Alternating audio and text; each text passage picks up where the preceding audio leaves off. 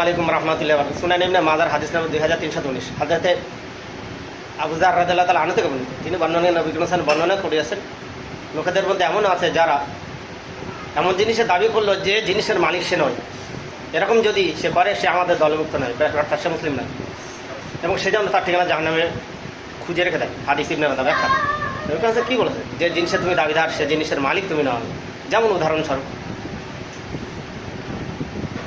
পরের বাপ মাকে নিজের বাপ মা বলা, নিজের বাপ মাকে অস্বীকার করা, এরকম মানুষ, এবং অন্যের বউকে নিজের বউ বলে মেনে নেবে এবং তাকে ভোগ করা। যেমন কাউকে কার বউ আছে, তুমি সেই বউটাকে তুমি ছিনিয়ে নিলে, অথচ ডিভোর্স হওয়ার পূর্বেই বউটা তো তোমার নয়, তুমি রসুলের উম্মত না, অর্থাৎ তুমি মুসলিম নয়, তুমি মুসলমান নয়, তোমার ঠিকানা জাহান্নাম।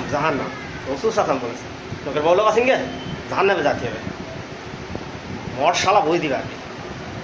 লোকের বউ সিঙ্গেল বা ভালো হয়ে যাবে, সেক্সি ভাব তুমলে যাবে, ধ্বজভঙ্গ হয়ে যেতে হবে, তখন শালা জানোয়ার।